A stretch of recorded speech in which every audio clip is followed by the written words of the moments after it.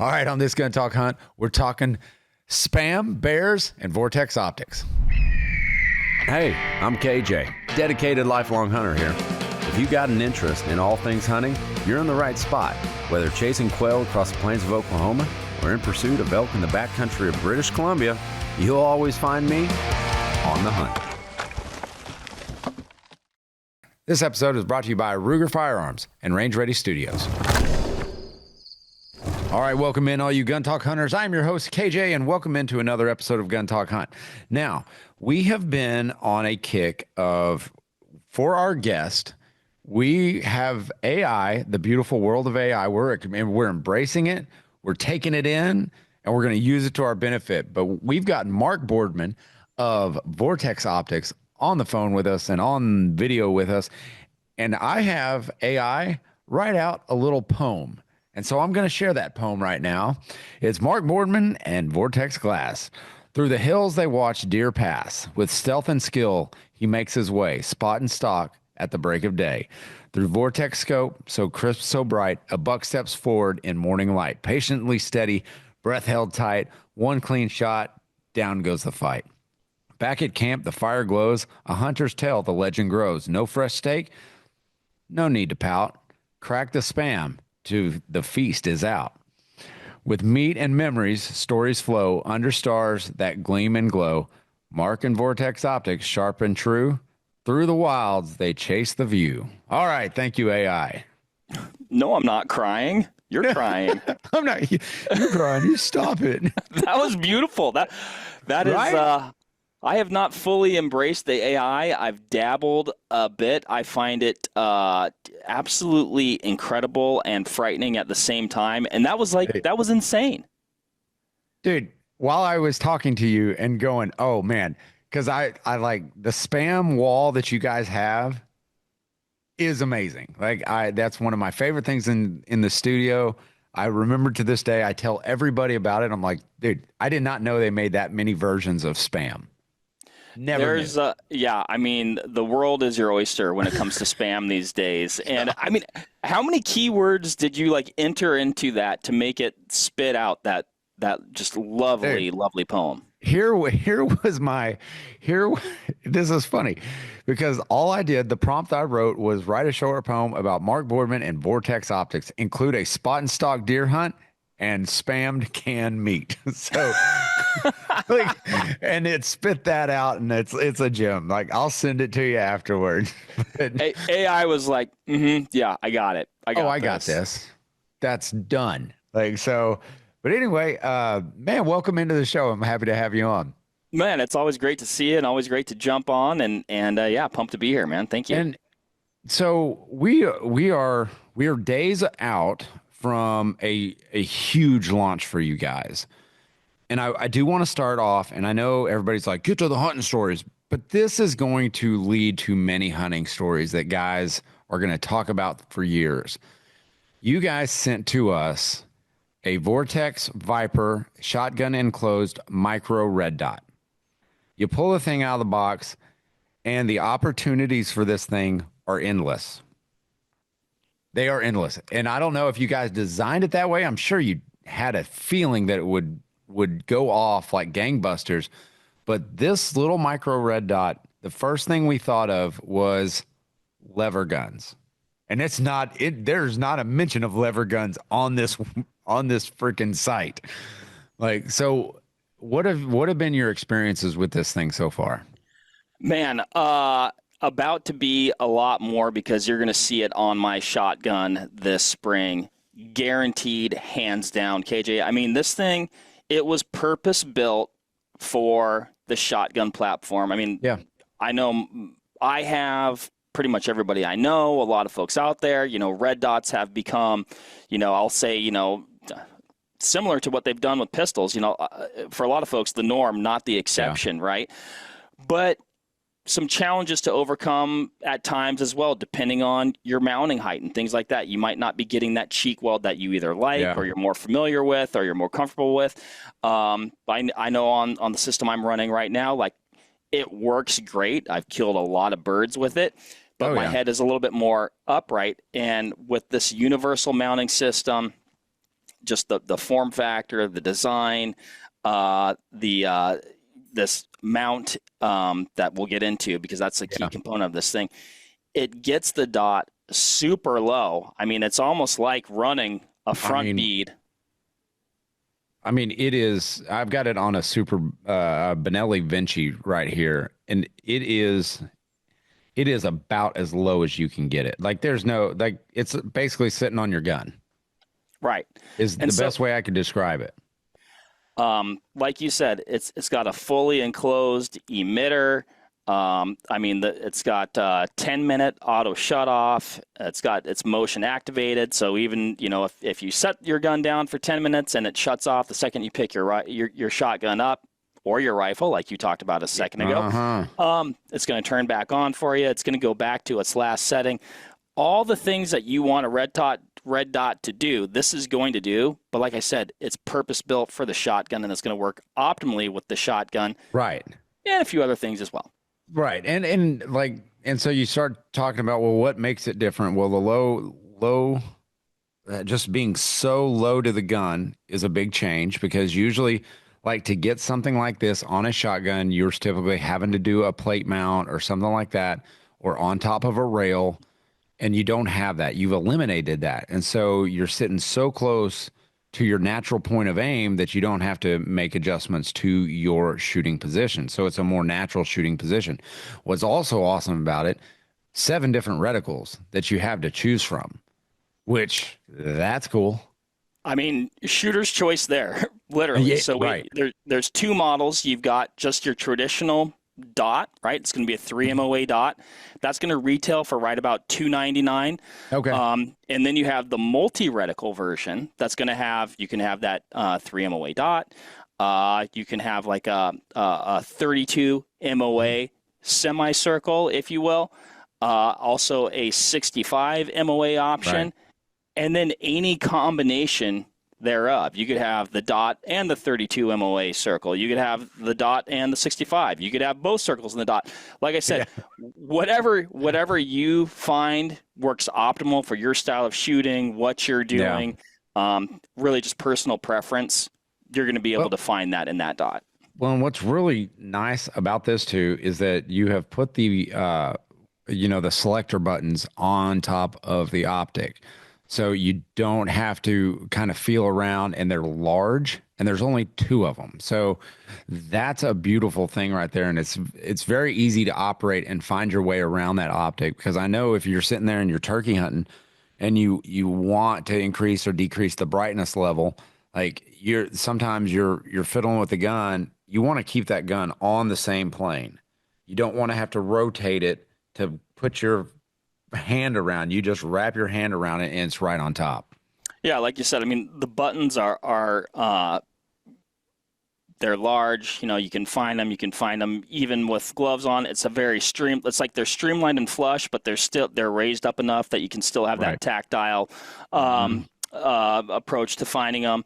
And easy to cycle through. I mean, changing your reticle is as simple as pressing both buttons down at the same time, cycle through, and then you got your up down dot intensity. How many it's cool, man. How many different brightness settings does it?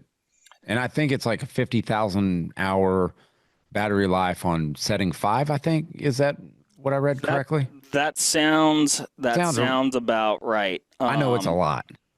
Golly, now you really tested me. Oh, see.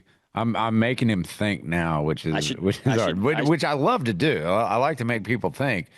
Check Usually the box it's here. Maybe I'll get back to you on that. I think I thought that's what I saw. I think you're right there. I mean, battery runtime on setting 6, 50,000 hours. I was so close. Yeah, and so that runtime is kind of a key thing to point out, right? Because we quote battery runtime, so that would be as though you had it at setting 6, continuously on, right? Okay.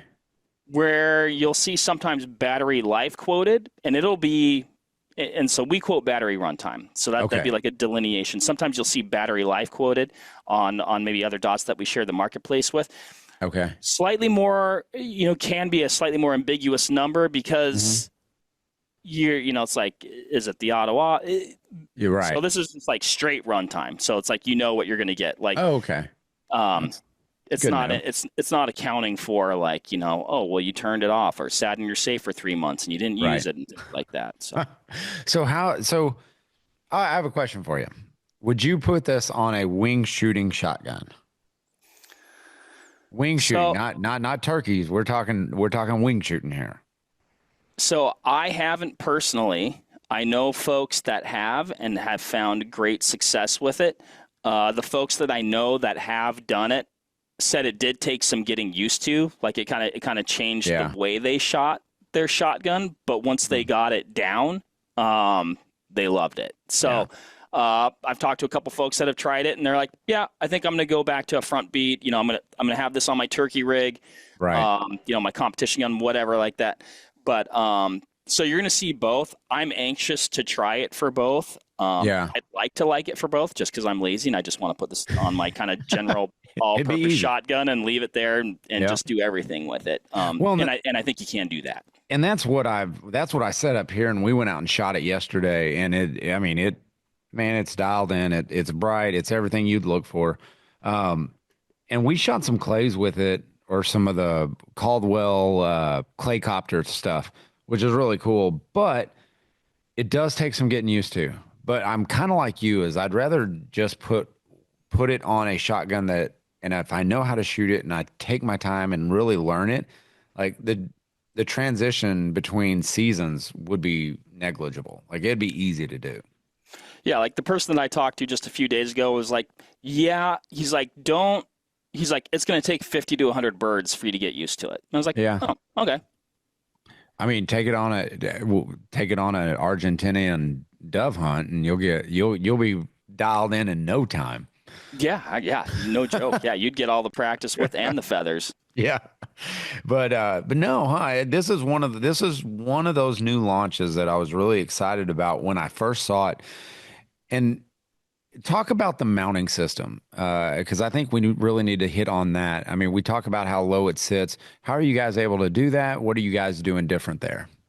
So you're going to need a shotgun that's drilled and tapped, right? If your shotgun isn't drilled and tapped, it's an extremely easy, simple, fast process for, I would think, just about any gunsmith. And then you've got this universal mounting system. You've got two holes in, I guess, the rear of the optic, and then you have a longer slot on the front end. You're going to need 2 points of contact, so at least one in the rear, one in the front, depending on the holes, the hole pattern in your shotgun. You might have 4 screws, you might have 3, you might have just 2, but you definitely need a minimum of 2, one front, one rear. Right. Like you said earlier, you're not putting it on a rail.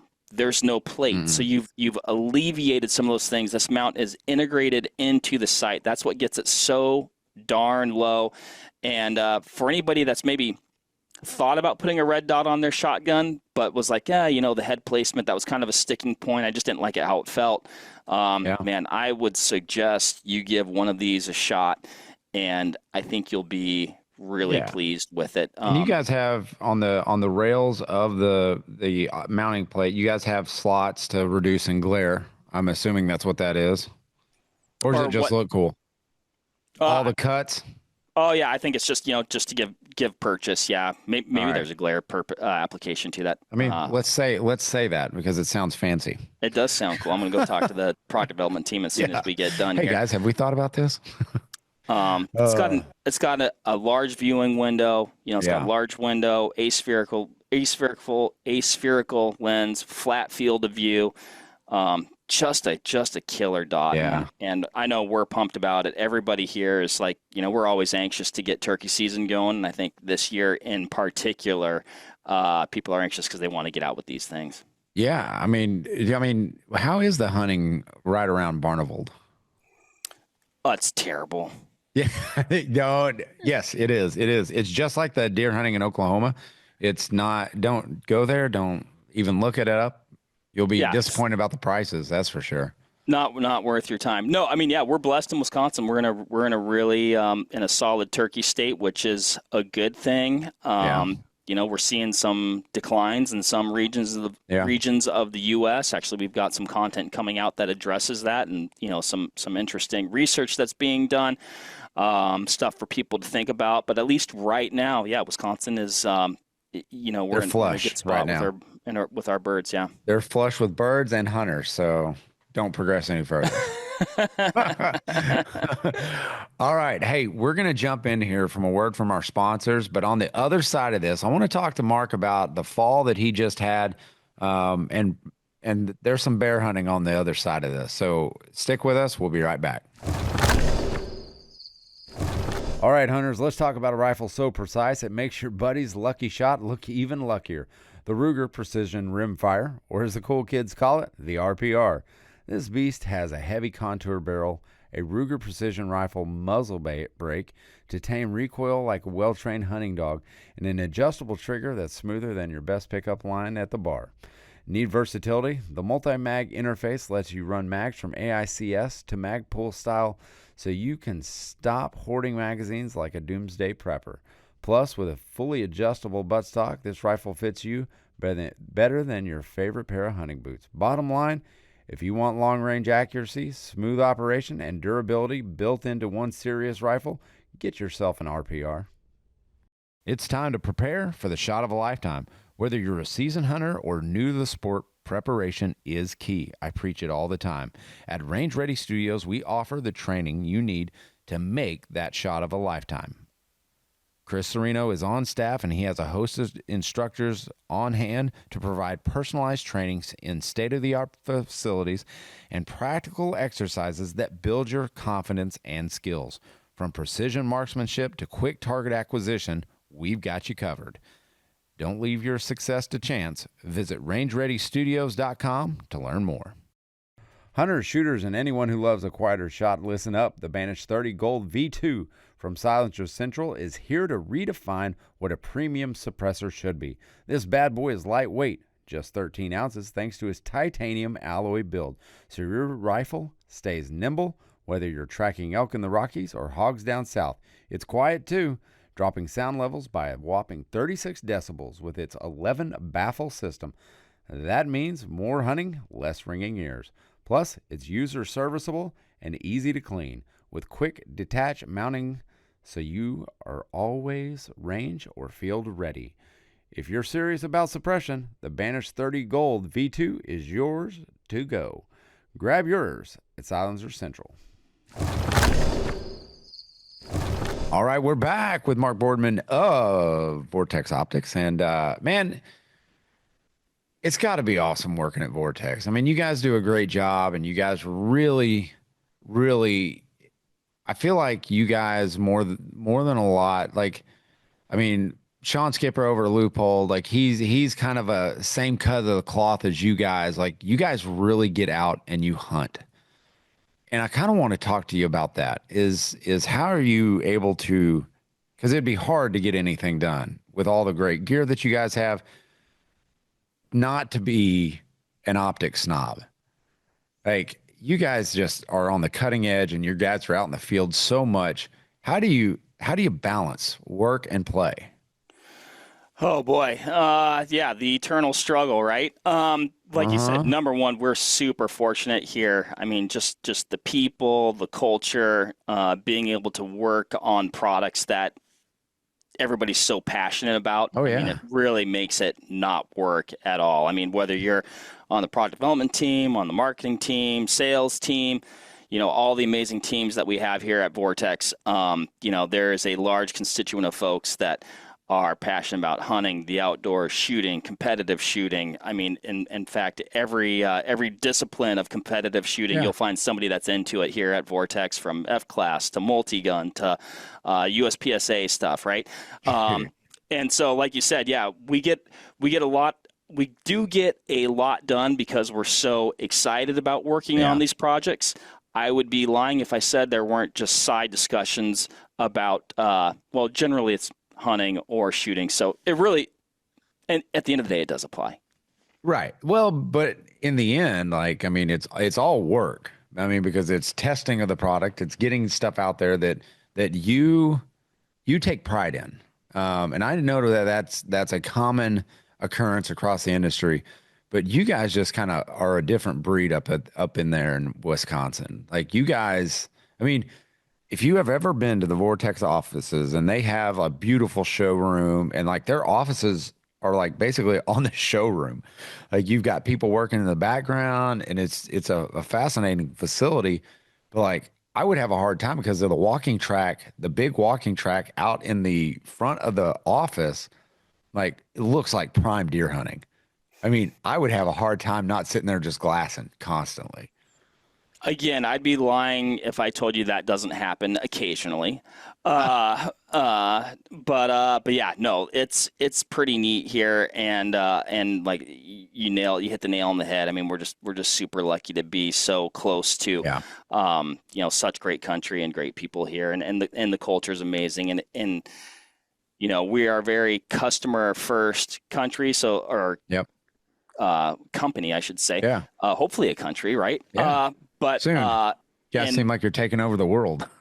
with that showroom that you're talking about, like we want Yeah. to talk to our customers. Come on in, visit us. It's a great place to check out every optic that we carry. Like Yeah. you mentioned, we've got that nice area out front. If you want to use your binoculars and try them at low light or something Right. like that, man, come in here late in the day and you can go outside and you can do that. You can look at any rifle scope you want. That's Anything crazy. you're curious about, you got a question about, come on in. And if you can't do that, we'll talk to you over the phone. We'll talk to you Yeah. over email, social media, however you prefer to communicate. We do want to talk to you. We do want to hear from you, and we want to help you out. Yeah, that's awesome. All right, let's talk some hunting. These guys are sitting here. They're weighted with bated breath, just like the bears that you shoot on a daily basis up there. Oh, I wish. What? Yeah, right. So, talk me through some of the bear hunts that you've been on recently, because that intrigues me. Because bear hunting is one of my passions. It's amazing. Man, we might be kindred spirits there as well because I mean I would say a hunting generalist. I mean I love hunting deer, elk, bears, matter. archery, rifle, muzzleloader, waterfowl, predators, all the things. I think we were talking before the podcast. It's probably why I'm just like I consider myself like a good hunter. I'm not a great hunter, but there's too many amazing activities to partake in. But bear hunting is definitely close to my heart. Super passionate about it. Really enjoy it. I love the animals themselves. I love where they live. They live in such diverse Yeah. landscapes. You can pursue them any number of ways. And so I'd say predominantly what I've done is spot and stalk hunting. And yeah, I had an amazing hunt out west in Montana this year. Oh wow. In the spring, and then turned around a few months later and hunted with some really good buddies of mine in Washington this last fall up in the Alpine, and had a great hunt back there as well, and got bears on both hunts and tons of memories, and it was amazing. Dude, I've hunted bears like a number of different ways, and one of the ways that I've done it like was over a bait, and that's cool. Like that's a thing. You never know what's going to come in, and you've got to make your decisions, and the interactions with the bears around a bait site is it's fascinating. But my favorite way to hunt them, and we do this up in Canada. I was going to tell you about it. So we plant, and I say we. This is my uncle's place. This is not mine, but he plants oat fields and he plants wheat fields. He plants everything just for game. Well, in the oat fields, they're really tall. They're 5 foot or so tall, and they're pretty big oat fields. And what these bears, they live off these oats, and so they're in there all day, all throughout the night, and all the time. And they are like a college student. Man, they show up late and they leave late. But what they do, and they're lazy, because they like you'll walk, dude. They are. They're so lazy. Because I guess they're accustomed to it. They're just accustomed to these oat fields being there. So they'll go in and they'll lay down all day. If nothing disturbs them, they will lay there all day in one spot. And so like the area that I'm in, like they will lay down and they lay on their butt and they just reach, and whatever they can reach, they'll eat. And so you wind up and they'll just roll around. So you wind up, they look like crop circles. That's what they look like. And because they're just rolling around and then they eat all day. They eat and sleep. So that's why I say they're like a college student. Like that's all they do. They don't worry about going to class. And and so what we do is it's elk hunting season when I'm typically there. And so we will walk those field edges and we're hunting for elk. We're calling. And when you get on the downwind side, that's when you really have to pay attention because then they can't smell you from the oat fields and you blow a call and it's like whack-a-mole. Every once in a while, you'll see a bear stand up. And so they stand up and you're like, oh, okay, that's not a good one. Okay, we'll let that one go. And then you keep walking on, you blow your out call again, and they'll stand up and they'll look because they think, usually when I'm calling, they don't think it's an elk. It's like some wounded critter. But it's like whack-a-mole. But you never know where they're going to stand up because you can't see them because you can't get to their height or higher.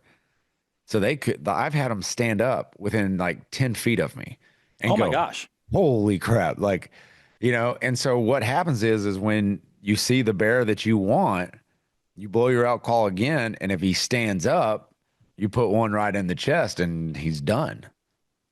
Dude. Oh yeah. But what's a real problem is when a brown one stands up and he's got a head this big. Because grizzlies are there too. They share the same areas. And if a grizzly stands up, man, it's happened to me a couple times, and that's what keeps me interested is the rush of like, oh, that's a big bear. Like, because I've had one stand up. For that area, he was a massive unit. And I mean, he's sitting at 8.5, 9 foot tall grizzly. You're sitting there looking at him like this, like, oh, whew, that gets me going. Oh yeah, I mean that's super exciting, and I've never hunted bears in that type of landscape, doing those sorts of things. Like I said, you're blowing on the call, which is great when that black bear that you want to shoot stands up.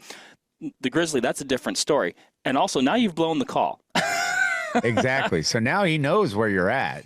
He knows. Like, there's something over there I might want to eat. You're like, never mind, carry on, No, carry on. You do your thing, man. You go about your way.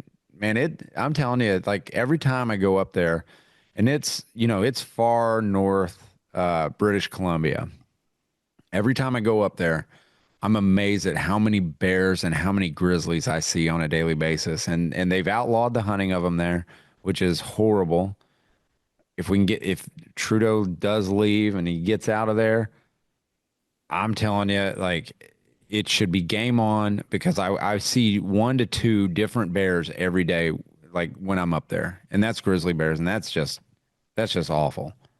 It'll be interesting to see, and I'm not super well versed, in that issue, other than that I know that they, shut down the grizzly hunting. But it will be interesting to see, what happens. And, I think oftentimes in situations like that, it's the public that is, maybe just not informed or misinformed, and making decisions based more on feeling than fact, which at the end of the day is at a detriment. They think that they're doing good for the bears, but actually it's at a detriment for the bears and also bear-human interaction. So it'll be interesting to see what happens there. Yeah, because you start talking about overpopulations and stuff like that. When they get overpopulated, that's when disease typically starts to set in, and that's what I worry about. I worry about not regulating the taking of grizzlies will cause overpopulation in them, and you can't keep the numbers where you need them. Because it's up to us hunters to be conservationists. We are the ultimate conservationists, and that's what worries me is if a disease starts within that population, there could be no grizzlies.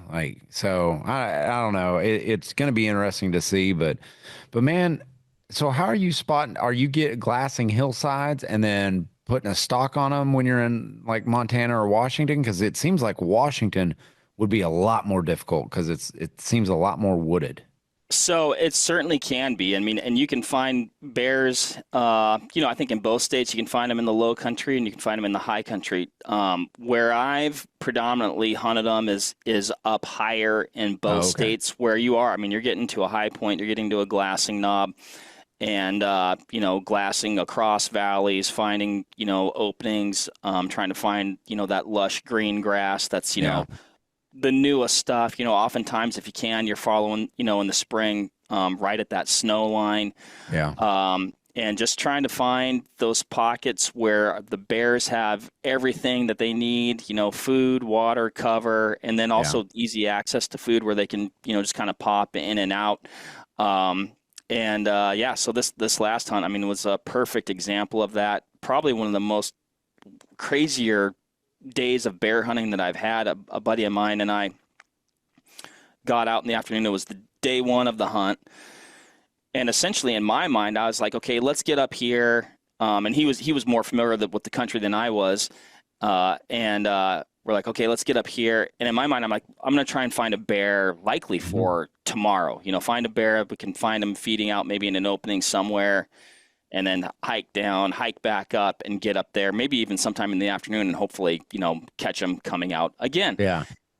And we ended up spotting a couple bears across the valley, and we were hunting late May, and the tricky part about that is, and I knew we might run into this, but I haven't really seen it before. Most of the time, even late May, the bears have been fairly consistent, at least, the ones that I've seen, as far as they're not like crazy on the move. Well, we spotted two bears, and they were on the move. I'm 99% they were boars, and they were trucking. And I was like, ooh, this might be interesting, because this won't be like a, hey, if you find a bear, let's get over there. Like, these bears are on the move. And not long after, we spotted a couple bears on our side at the top of the mountain. They were working their way down, and there was this just emerald green pocket of grass, like in this perfect cove of woods. And I was like, oh man, I think they're going to go there. And they ended up not, though. And so of course not.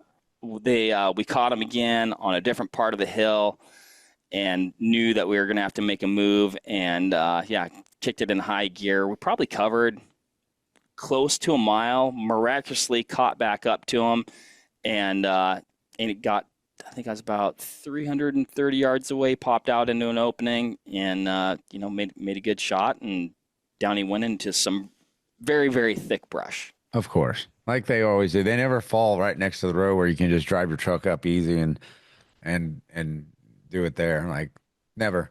Although, so this is one of the most. I'm going to tell a story on my dad. Thank goodness he doesn't listen to the show, because so I can tell whatever I want. I can make up whatever story I want. But so my uncle, my dad's not like he likes me. He likes to get out and he likes to go, but he doesn't go for the gold. Like, he's not like, oh, I want to get out to where the big ones live. He's like, I'll shoot whatever. You just point me to it. I want to shoot it. I want to eat it. And that's all. I'm done with it. So his blind one night was at the shop, because I had my elk hanging. I had already shot it, and it was hanging at the barn.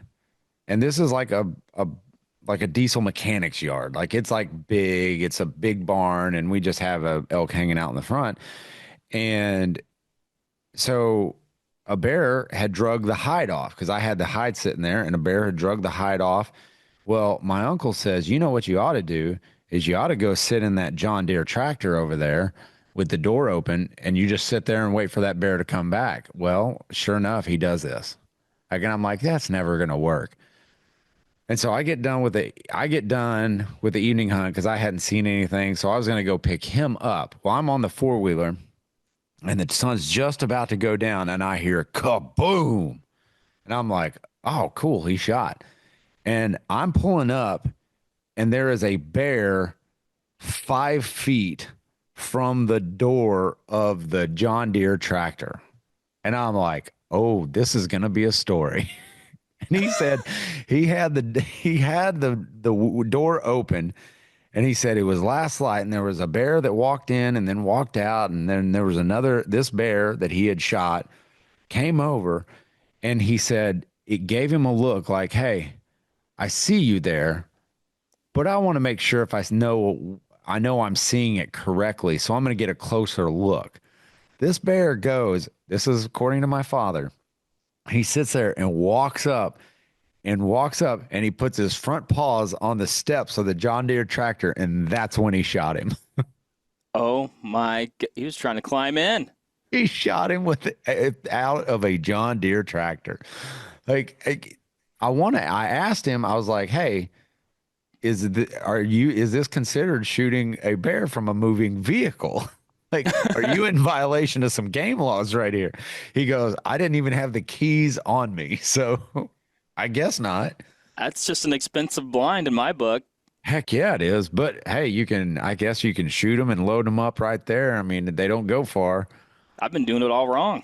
I know, right? Like that's how one night my uncle was like, "Hey, you need to go sit in this oat field. There's a John Deere tractor in there. They're already used to it. Just go sit in there." And I'm like, I did. And this was on my very first elk I've ever killed. Is I was in a John Deere tractor and I got tired of sitting there because I don't do well at just sitting there. Like if I'm archery hunting, it's a different thing. But when I've got something that can stretch the lengths, dude, I'm going that way. I'm going to go to the elk. And I heard elk. I heard them bugling. And it's out of a John Deere tractor. I don't know. That's wild. That's I wild. know. They hunt a little bit different in Canada.